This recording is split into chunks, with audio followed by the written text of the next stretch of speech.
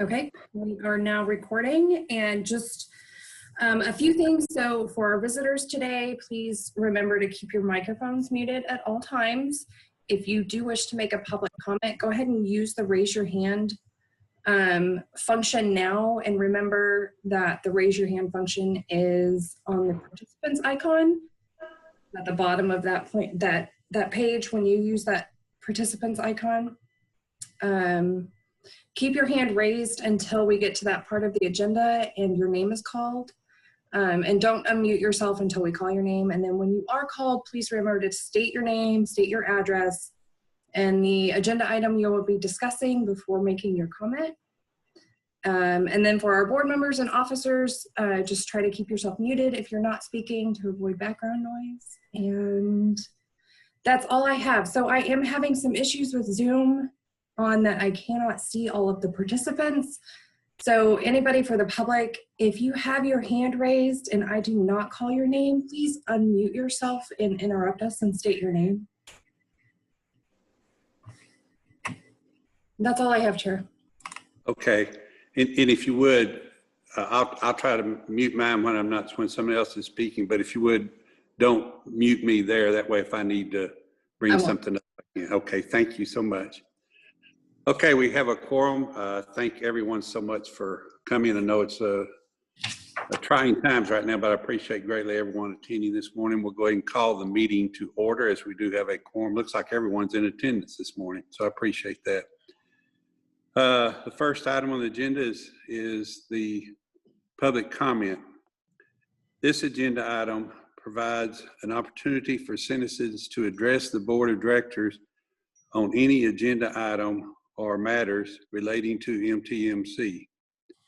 Each speaker will be given a total of 3 minutes to address any items. Anyone wishing to speak shall be courteous and cordial. Any person who wishes to address the board of directors regarding any items may do so by utilizing the raise hand, as Brandy just explained, function of the Zoom meeting at this time.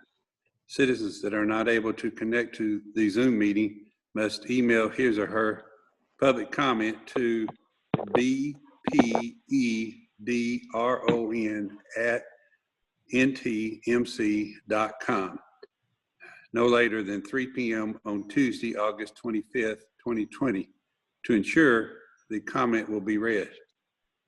The board of directors is not permitted to take action on any subject raised by a speaker during citizen comments. However, the board of directors may have the item placed on a future agenda for action. Refer the item to the NTMC officers for further study or action. Briefly state existing NTMC policy or provide a brief statement of factual information in response to the inquiry. And we did have one comment that was presented, and I'm going to ask our Secretary, Brandy, if you would please read that comment for us, please, ma'am. Absolutely. So this comment was submitted by email from Jim Owen, and he stated the Denton City Council Economic Development staff made statements last week seeking additional funds to attract businesses and to help those already here to thrive and expand. Through a DCTA program named TRIP, Denton County, the City of Denton, Louisville, and Highland Village are attempting to claw back a portion of the half-cent sales tax voted by the citizens for public transportation. Wow. I'm sorry?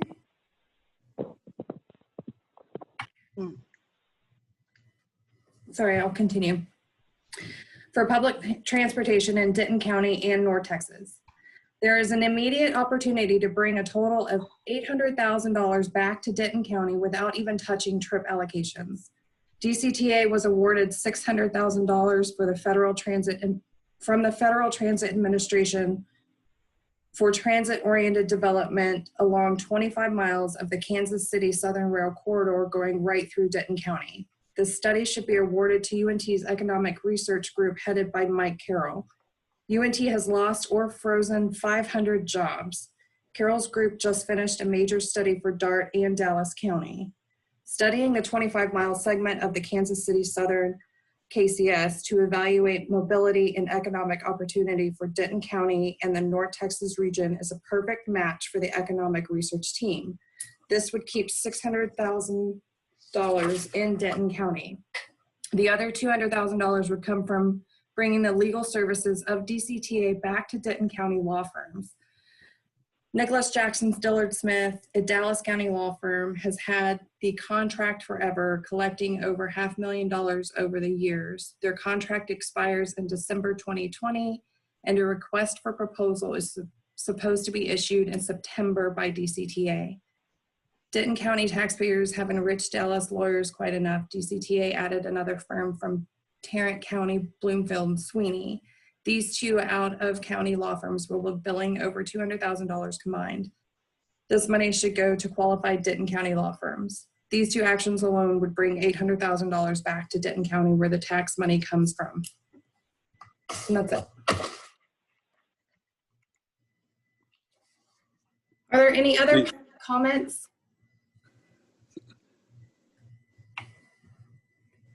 Did you see any others?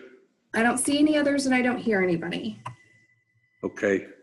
Thank you very much for that, Brandy. I appreciate that. And my only statement or question on that is that comment is also going to be presented to the DCTA board. Isn't that correct? Correct. Okay, thank you. Okay, moving on to the next item is the consent agenda. It's approval of minutes from July 22nd, 2020 board meeting. I will be abstaining from this vote because I was not able to attend the meeting. Are there any comments on this, additions or corrections that need to be made? Move approval. This is Sarah. We have a motion of approval by Second. Councilperson Sarah Hensley and Second, Don. and second by Don Combs. Any further discussion? All in favor, please signify by saying aye. Aye. Any opposed, please signify by saying aye. Hearing no opposed, the motion carries. What we're going to do now is because Commissioner Hensley needs to leave a little early today, so we're going to move up on the regular agenda, item 2. We're going to go to item 2C, which is an action item. It's consider approval of implementation of COVID pay for operators. I know staff did send out a sheet on that for everyone with the board minutes and stuff. So I'll turn it over to staff and let you go over it, and then everybody, if they need to ask any questions or anything. Thank you. Marissa's going to cover this item for us. Yes, sorry, I was on multiple screens here trying to find my mouse so I could unmute. The DCTA board approved funding of $130,000 at last month's board meeting with the intent of that funding to go to implement COVID pay for NTMC operators who worked during a period of time between March 22nd and May 30th. That total would allow for $150 a week per operator for each week within that period where they had worked hours and were operating a vehicle and interacting with the public. And so the way this process works is that DCTA approves the funding because it will require a budget amendment to increase funding to NTMC, to the NTMC budget. So DCTA has approved that funding and we are presenting it for approval to the NTMC board today for implementation of COVID pay for operators during that period of time. Information is included in your packet on page 8, which basically just breaks down with each pay period in that period, how many operators had worked during that period and what that $150 a week plus employer taxes would cost. And then we've rounded up to that 130 to ensure that we have sufficient funding from DCTA for that budget amendment. And with that, I'm happy to answer any questions. This is Sarah. This is for people that are out in the field and cannot work from home. Is that correct? This is for NTMC bus operators, correct? Okay. Move approval. We have a motion to approve by Commissioner Hensley. A second. This is Raymond Suarez. We have a second by Commissioner Suarez. One question I did have before we vote, do we have an actual definition of the COVID pay?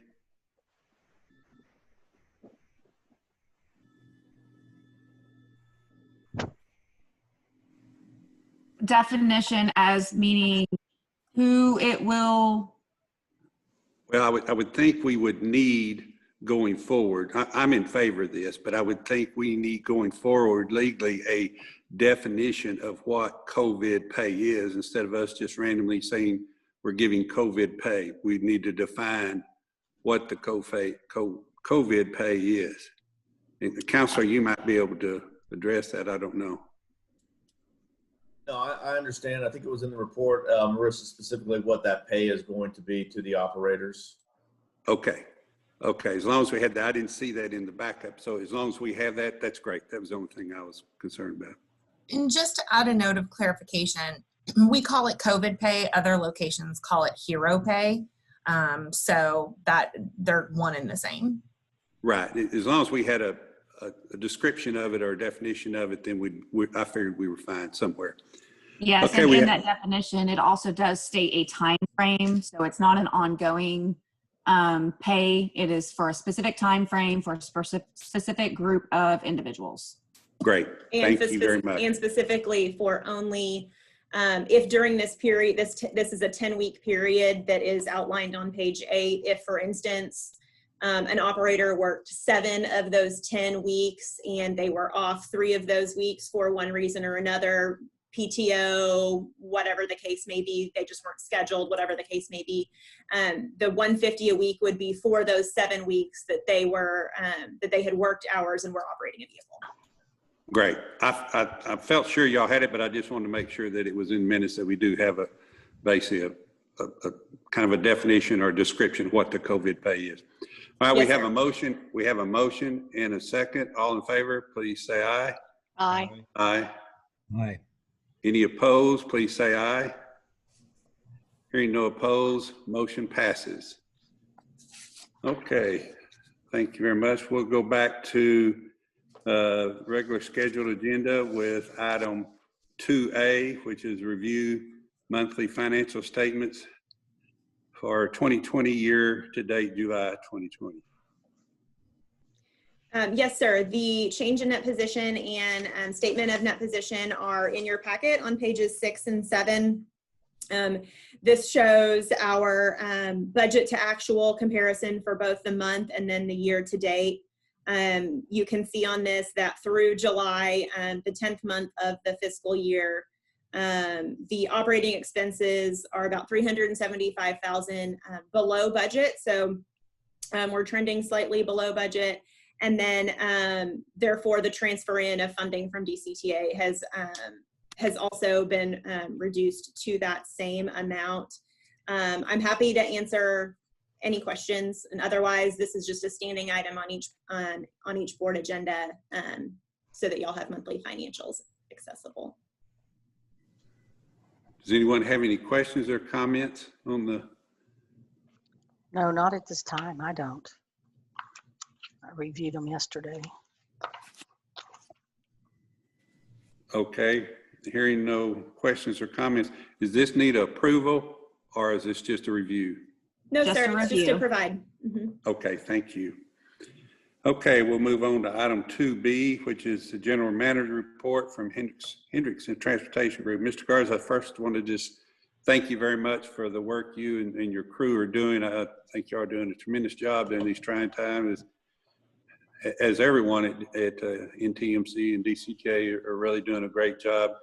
I know some of your people out there in the public every day, and there's a lot of frustration with people. I mean, you can see it driving up and down freeways. People are just frustrated in their lives. And so I know it's at times it's very challenging for some of your team members, but I want to commend you and your staff on all the work that you're doing. So with that, I'll turn it over to you and let you give us your report, please, sir. Thank you, Chairman Euchert. I really appreciate that, and I'm sure our team appreciates that as well. I want to welcome you back, and also Mr. Suarez at the same time. So I'm glad that y'all are doing well and blessed to come back. Before I start getting discuss the monthly report, I do have a very special recognition I'd like to present, and along with, and I'd like the NTMC officers as well to pitch in and step in and as well, because I know I'm not the only one that recognizes this special employee of ours, which Miss Louise Francois. Miss Louise has been with us for a short while, a few years, and currently the safety and training manager. And she's just been an outstanding employee. I've had her up to with certain challenges, and has never let me down. You know, she's whenever and where. I'm just going to read from the bullet points here. Whenever and wherever needed, Louise is always willing to put in long hours to ensure the job is completed and successfully completed. Louise is committed to employee and passenger safety. Believe me, she is. She also helps her staff feel confident in their abilities and encourages teamwork. She's dedicated and eager to assist other employees when needed, and can recognize when her coworkers need some assistance. Contributions help make DCTA's bus operations look good in the eyes of the employees and the customers we serve. Her cheerful spirit and friendly demeanor are second to one. So please join me in thanking Ms. Louise for her outstanding contributions and for making NTMC a better place to work for all of us. Yeah, Hey. absolutely. How nice. Congratulations, Louise. And I know she's listening because I asked her to listen in. So Oh, what a wonderful I personally recognition. thank her. Yeah. And RJ, if I could add, I would just like to say that Louise really has been the point person for all COVID precautionary measures. So anything that you see, from the buses getting cleaned to the dispatch process being reoriented to maintain social distancing or distribute PPE, Louise has really been at the head of that effort. And I think it's because of those efforts that DCTA and NTMC are able to say that we're the only transit agency in the state of Texas that has not had a positive COVID case for operators. And that's really due to those extra efforts that Louise takes personally and makes sure that are in place every single day. And so from DCTA's perspective, we're extremely grateful to have a member of NTMC management who is taking on that effort and doing so successfully. And I would like to add that she is really the poster child for internal customer service. She always has a smile. She is always positive. Even when it may be a frustrating or negative situation, it does not get her rattled. The teamwork spirit that I see from Louise is amazing. She's definitely an asset to NTMC. And so, Louise, for all of your work, all of the hours you put in, thank you. Wow, that's so nice. And I would like to add, as a member of the board, Louise, this is Raymond, if you're listening, Mr. Garza, thank you for recognizing Louise. She is absolutely the consummate transit professional. When in the many years that I've been in this business, and you think about what a professional transit employee looks and acts like. She is absolutely the best. She's a beacon of light for this agency. She wears the brand well, and I'm honored that she works here and very appreciative of what she does and all of what our operators do and that you do. So thank you so much from the board. Louise, this is Chairman Euchre. I have not had the pleasure of meeting you yet. However, I would certainly love to have the opportunity at some time here in the near future to personally meet you and congratulate you and thank you for the work that you're doing, because as we all know, it trickles down. And from what everyone is saying there, you have it trickle down and make sure that others have the attitude of not only appreciating their work, but being joyful and happy. And that means a lot to people. That inspires people. And I thank you for that. I would like to thank staff for all the comments, and Mr. Garza, for you, especially for doing this award. Would there be some way we could put this on our website or something? Put this award on the website to recognize Louise so that others, as they look at that, would see the great work that she's doing? We can do that. Yeah, That's great. we can get that uploaded today for sure. That's a great idea. Congratulations, Louise, again. What a wonderful honor. And I would just like to chime in as well and say this last bullet on this slide about her cheerful personality is an understatement. Louise always has a smile on her face. She embodies the servant leadership culture that we've tried to instill at both DCTA and NTMC. And I will say, personally, her having a smile always on her face is something that I strive to emulate in the future. I want to thank everyone that helped to participate, and to thank Louise, and also putting this little PowerPoint together. Rusty Comer, she's with DCTA. She helped with this. I appreciate it, and thank you. So next, I'd like to go ahead and discuss a little bit about COVID-19, just to give an update.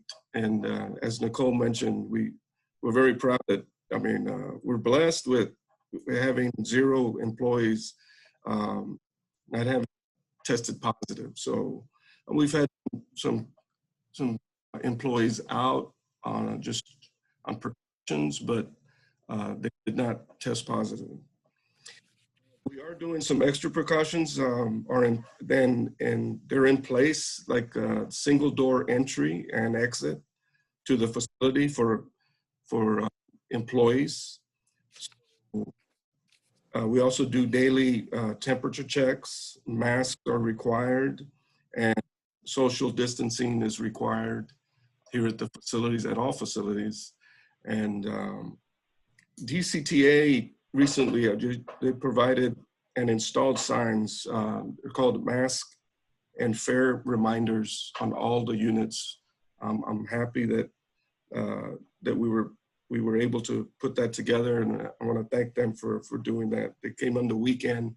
Staff came in the weekend to install those, and I really appreciate that. The drivers will appreciate that as well.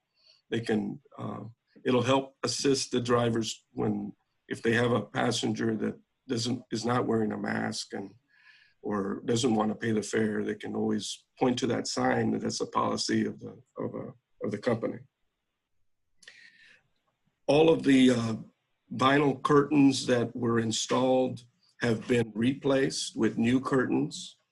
I want to thank the maintenance staff for doing that and following through with that process. We're going to try to. Right now, we're looking at every other month, probably installing new curtains just to have it on a schedule. Also, this past weekend, want to thank Joe, who's our facility manager, came in this weekend. We had the carpet cleaning vendor came in and helped shampoo the carpet and disinfect it. So I want to thank him. It looks very, very good. It looks very nice, or a lot better than what it was.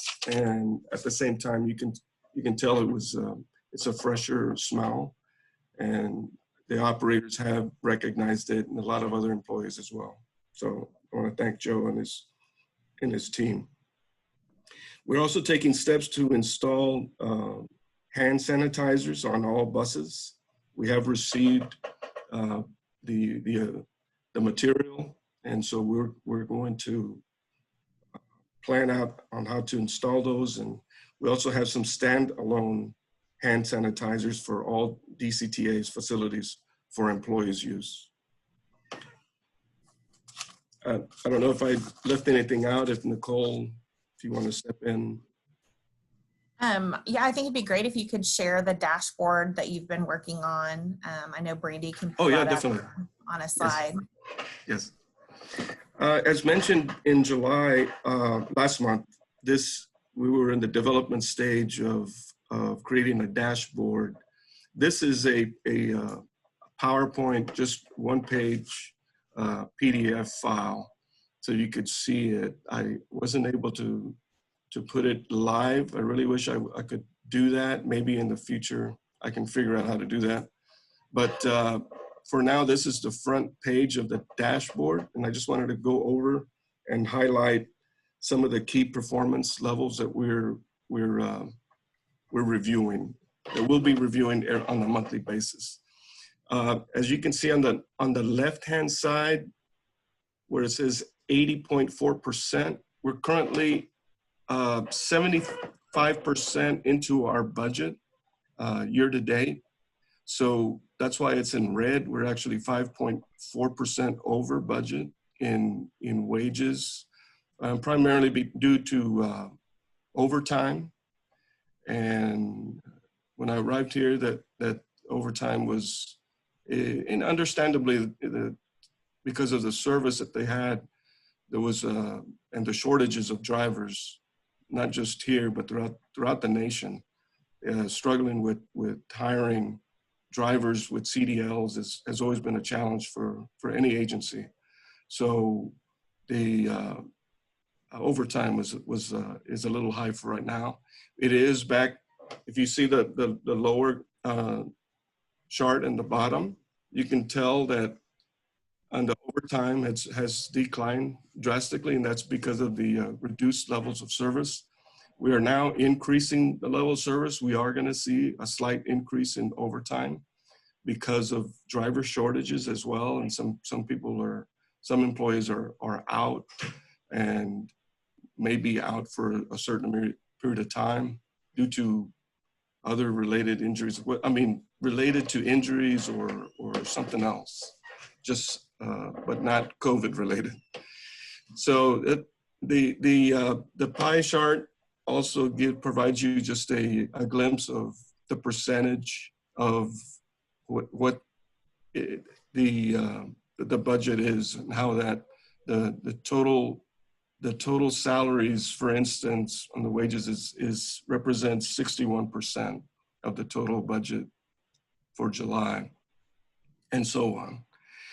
And on the right side of this page, on the very top, where it says fixed route ridership, that's Monday through Friday. That was July's ridership, 15,607. On Saturdays, it was 1,095, totaling 16,702. If we were live, we could also see the actual data behind this.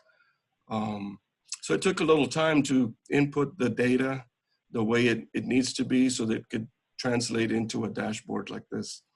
The chart just right below, it represents a 3-month ridership trend for the weekday ridership, and then on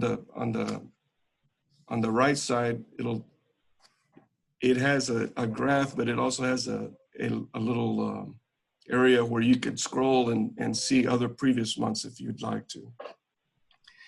And we're able to see other trends. Below that, where it says on-time performance, the dial is on the good, because we we did exceed 80%. It was at 81.5%. So anything above 80, we triggered it as good, being in good standing. Obviously, we'd like to be at a 90%, but we're gonna work very hard on that as well. And Louise is gonna help me with that. And so, but anyway, also in comparison to the previous July, it did go up 5.8%. So we're proud of that in comparison to last year. And right below, on the very bottom portion on the right side, which is demand response by city. Right there, it's showing you Denton, but it does have the capability of showing you, and you can click those other cities. And I just want to point out that, you know, Denton at the bottom, for the fiscal year, we had a total of 8,537. For Frisco, we had 3,249 passengers. Highland Village had 777, and Louisville had 6,247 thus far this fiscal year, totaling 18,810. That's the count that I have currently. Now, also, what I wanted to point out, which you can't see it here on the graph, but the passengers per hour is one of the key components that we look at in demand response. And I just want to share this with you. In Denton, in July, we averaged 2.2 passengers per hour, where in June, we had 2.3. In Frisco, 1.26. In June, we had 1.3. In Highland Village, which is is a very efficient service, is 2.9 for July, and also in June it maintains that at 2.9. Louisville is at in July was 2.24, and in June was 2.37. So Louisville's maintaining the same average as the previous month.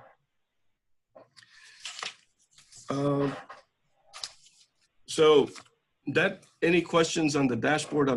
It's still in the development stage. There'll be other key performance indicators that I'll be adding so that you can visually see how we're progressing. Any questions?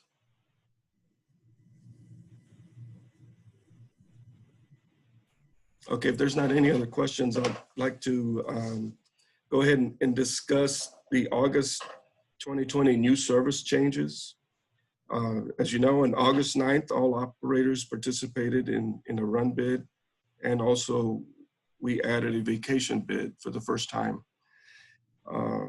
It went very well. Approximately 20 of those operators were recalled operators. We currently have 81 active operators, and 2 of which are part-time.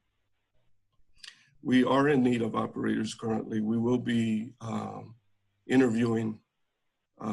We've already had 1 interview. We're going to be doing some more this week, if not next week, and we'll try to bring those on board, the ones that qualify on quickly.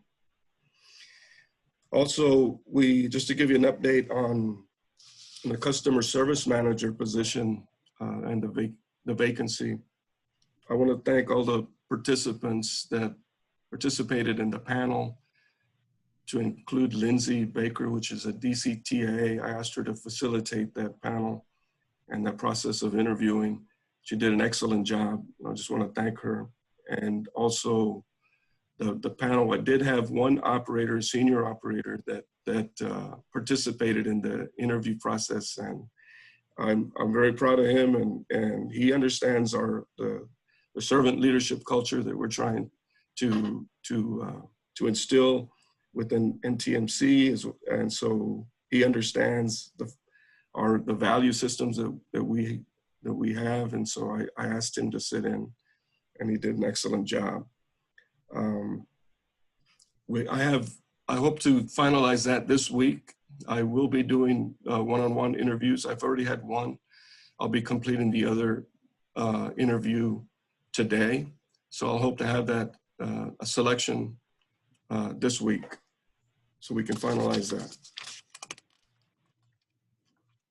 that. That concludes my report for this month. Thank you very much, Mr. Garza. Does staff have anything they want to add to it or anything? What about board members? Do any board members have anything they'd like to add or questions? This is Don. I just want to thank Mr. Garza for his professionalism and thoroughness in keeping us up to date, and love the new dashboard. Thank you.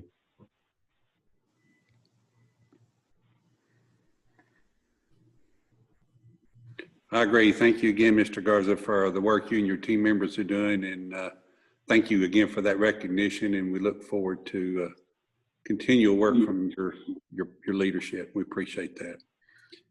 Okay, with that, we'll move on to the next agenda item, which is item 2D, and discuss COVID pay for non-operators. Does staff want to give an update on that, or? Yes, sir. So we just wanted to provide an update to the NTMC board at last month's DCTA board meeting, when the DCTA board discussed COVID pay for the NTMC operators. Those board members also requested that DCTA staff bring back some information and cost estimates to provide COVID pay to non-operators as well. And so that item is scheduled on the agenda at tomorrow's DCTA board meeting. So that would cover all remaining NTMC employees, from maintenance staff to supervisors, customer service, all of our administration staff at NTMC, every other employee that is not a bus operator at NTMC. And so that item again will be discussed tomorrow at DCTA's board meeting. Should funding for that be approved, we will bring it to NTMC at next month's board meeting for approval of implementation. And again, I'm happy to answer any questions. Question? Yes. The criteria to be eligible for that, is this just across the board for everybody, or did you need to be in contact with, I guess, the public?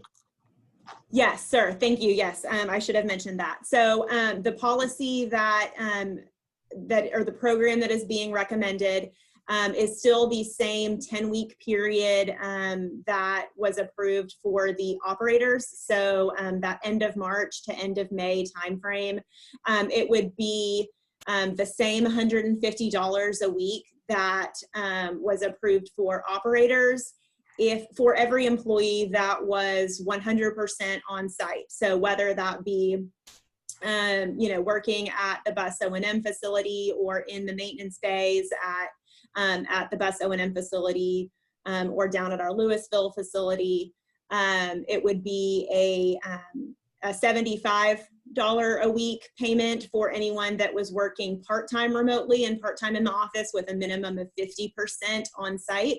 And then zero pay for anyone that is primarily teleworking. So, so for any employees that are working 100% remotely, this pay would not be applicable to them. There's kind of a tiered scale that's being suggested. And I think it's important to note too that NTMC administrative staff, as well as maintenance and dispatch and supervisors and service attendants, have not had the opportunity to work remotely. They have been reporting to duty to either our bus O&M facility or the rail O&M facility for work daily. And so although they are not interacting with the public, they are interacting with the operators who are interacting with the public. And so the DCTA board thought that it would be important to recognize those folks who have not had maybe the luxury of some other employees to work remotely. And the reason that DCTA thought that bus drivers should receive that extra $150 a week, what was the stated reason? We received a request from the Amalgamated Transit Union that represents our bus operators. So kind of region-wide and really nationwide, the bus operator unions were contacting the entities that they work for with a request for hazard pay or hero pay. And so that is why we addressed the bus operator component of it first. Okay, thank you. I can see why bus drivers should receive it. Probably the mechanics, anybody who cleans the buses, the janitorial. But if you're like the dispatcher or you're strictly office staff, I'm not so sure why they should receive hazard pay. I mean, we have lots of businesses and industries out there that are not receiving such. And then I'm thinking our revenues are down. So how do we just get this money when ridership is down and revenues are down? The DCTA board,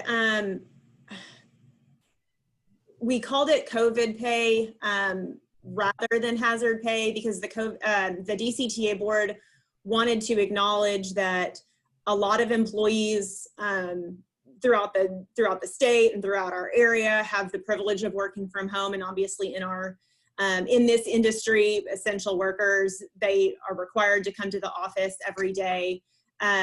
Dispatch and all of the administrative staff are in direct contact with the operators each day. Obviously, maintenance and the service attendants that are cleaning all of the vehicles.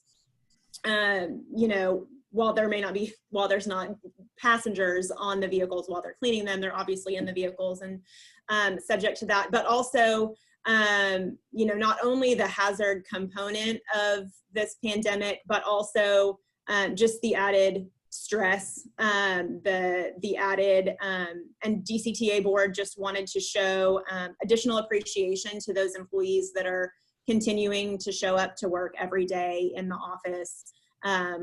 Many of them putting in extra hours that are only necessary right now because of all of the additional precautions and protocols that we have in place.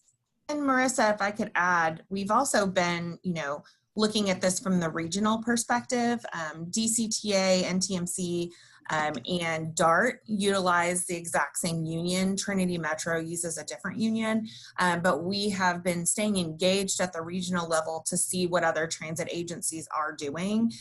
And both DART and Trinity Metro have implemented some form of COVID hero hazard pay to non-operators who have been required to come into a work facility. And today, we're not asking for approval of this, so the discussion is wonderful. And it's going to be completely up to the NTMC board next month to approve this or to not approve it or amend it as you see fit. But it's important from the officer perspective, we just want to make sure that DCTA provides the funding available for the NTMC board to distribute those monies as the NTMC board sees fit next month. And what we just approved for the drivers was through May the 30th, but we still have all June, July, now all of August. So do we anticipate there's going to be a continuation of that program for later months? We have not taken any action from an officer perspective, and DCTA has not either. We just have been working from up to this point to try to take care of the union's request that was provided a few months ago. And I think additionally, all of the extra precautionary measures that we have put in place are kind of an added component to this. We are doing above and beyond what other transit agencies are doing in order to protect our frontline staff. So, we kind of see the COVID pay in conjunction with all of the additional spend that we're putting toward these precautionary measures as kind of like a bundled effort on our behalf to protect those frontline workers. And a large portion of that timeline was parallel to the county's stay-at-home order, which was a huge component You know, everybody was asked to stay at home, but because they are essential workers, we needed them to come to work to provide the essential service for DCTA and the DCTA communities.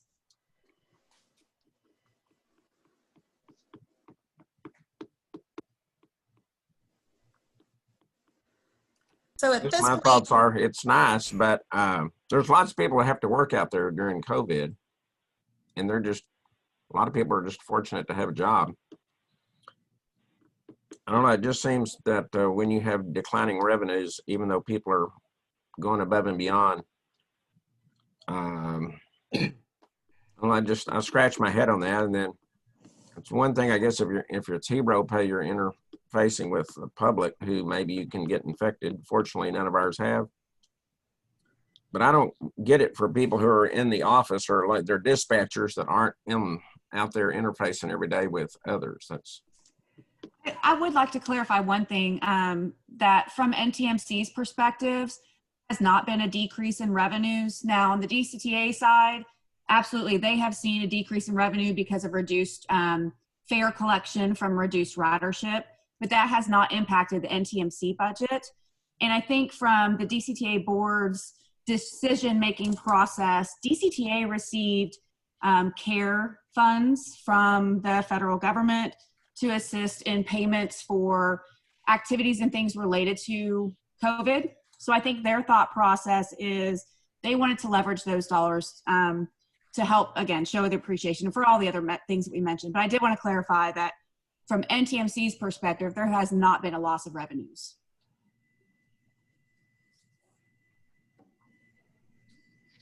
This is Raymond Suarez, and along that line of thought, I was reading in just some of the minutes from other transit agencies and some of the decision-making process around, because I agree, board members, that while the dispatchers don't directly interface with the general public, those operators get their assignments. They have to check in. They have to interface with dispatchers.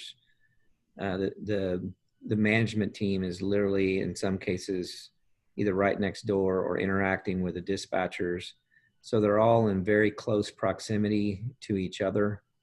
And it is a small workforce. So I think the challenge that I have seen in the nation that all councils and board members are dealing with is you're absolutely right. There's frontline emergency folks, that first responders, there's people in hospitals that aren't getting hero pay or any other form of recognition beyond their salary. And this is a very hard thing that's being contemplated all the way up to Washington, D.C. But what we have seen as a trend, especially in the state of Texas, but also across the country, is this recognition for folks that had to come in when there were stay-at-home orders. I don't know if there's any clarity as to whether or not unions will ask for more as this drags on.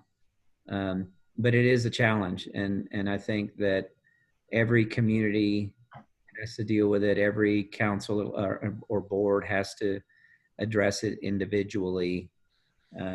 What I've seen in our region is with larger transit authorities is a recognition that general managers that are out in the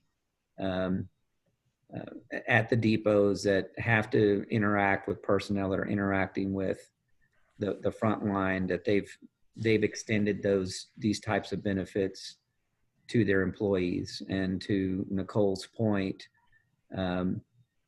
we have to take a regional perspective because the workforces are within 30 minutes of each other, and in many cases they're represented by, if not the same union, the unions are in close proximity to each other. So all of those things should be taken in consideration.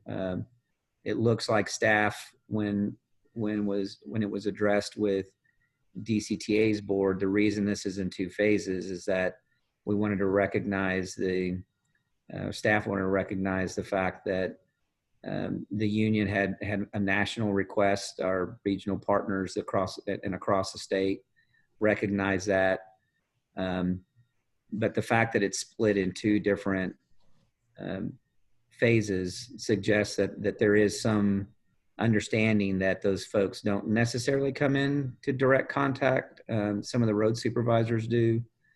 But yes, I think this is a great set of questions that need to be asked and contemplated as the board considers this next or this item next month.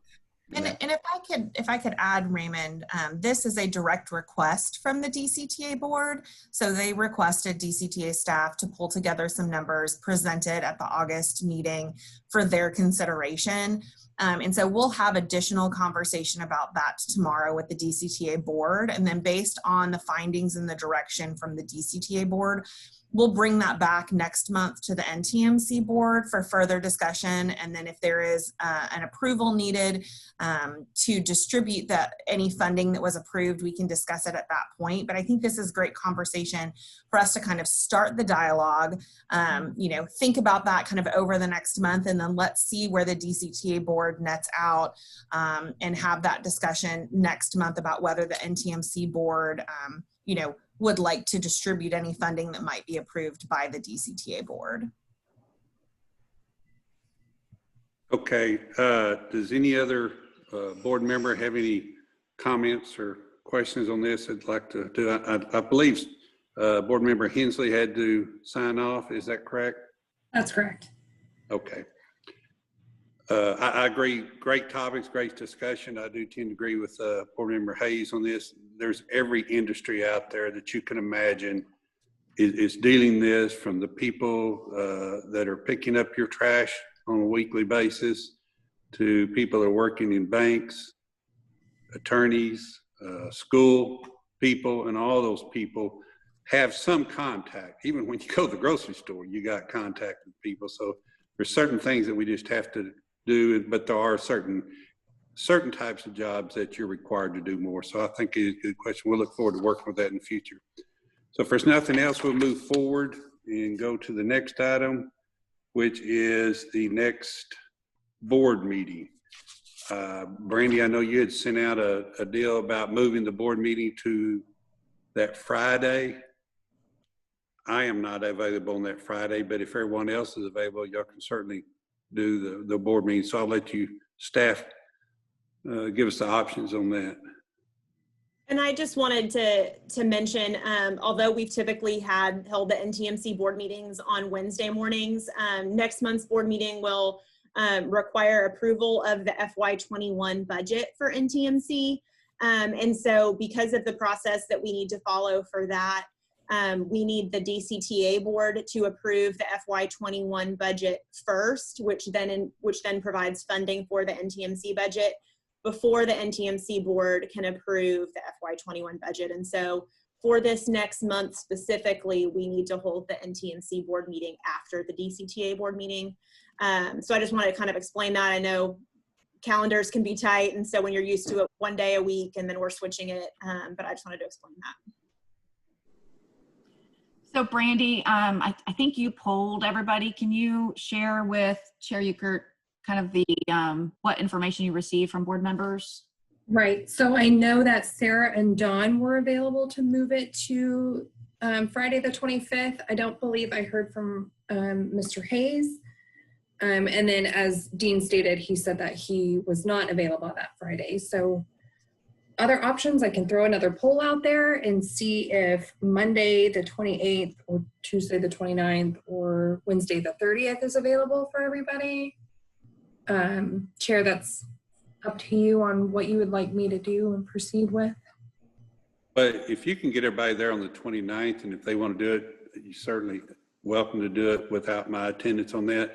I am not available on the following Monday. However, I would be on that Tuesday and Wednesday.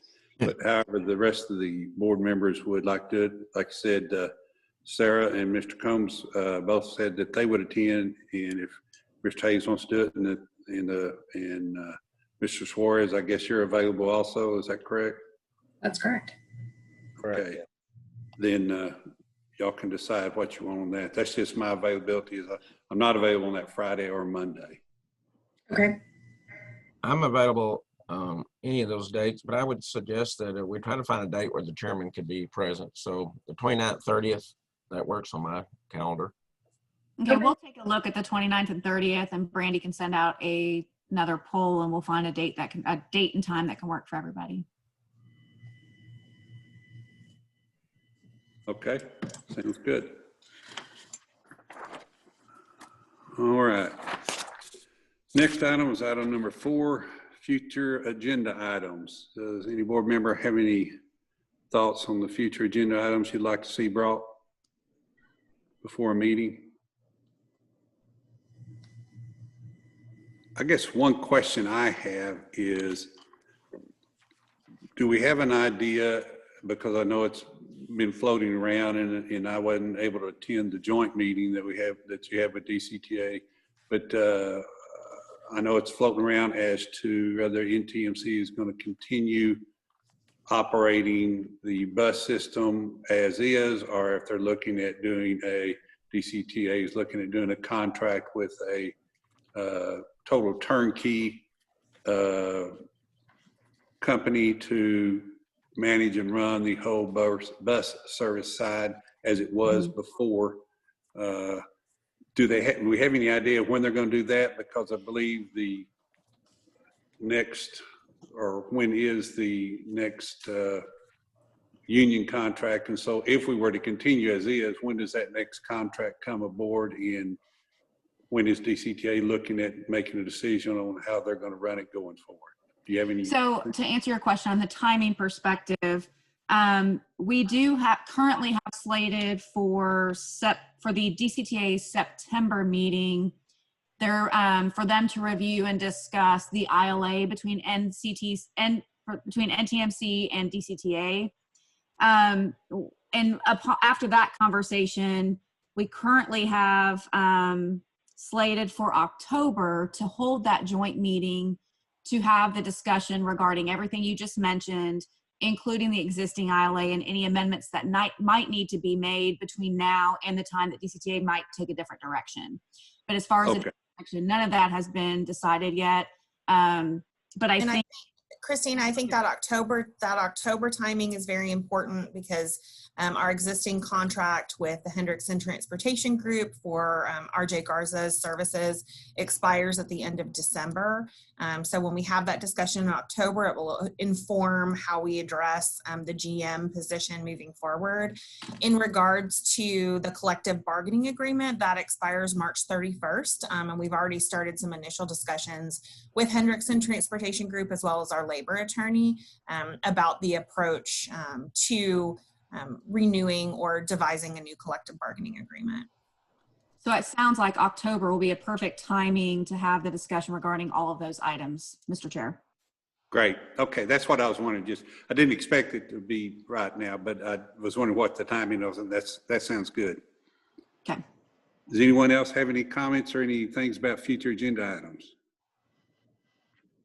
Okay, hearing nothing, we'll move on to item number 5, which is convene into executive session. Does any member or staff feel like there's an item they would like to convene into executive session on? From the officer's perspective, we do not have anything. Okay, what about any board members? Any board member like to go into executive session? Okay, hearing none, then we will not go into executive board session, and we will go to item 7, which is adjournment. So I would, does anybody have any questions or comments before we adjourn on anything we've been over, or anything they'd like to see come forward? Okay. With that, then, again, I want to thank everyone for taking your time out and doing this, especially all the board members. I know it's you're doing this out of the goodness of your heart and for your community. You're looking to serve others. And I certainly feel that same way about all the staff at both DCTA and NTMC. We greatly appreciate this, your work you're doing in trying to make sure that this operation continues and helps benefit the public and the serve that we serve. So with that, I would entertain a motion to adjourn. So moved. Second. We have a motion and a second to adjourn. All in favor, please say aye. Aye. Aye. Opposed, please say aye. Hearing none, motion passes. Thank you again, everyone. Appreciate it. God bless and stay safe. Thank you. Thank you, Chairman. Thank you. Thank you.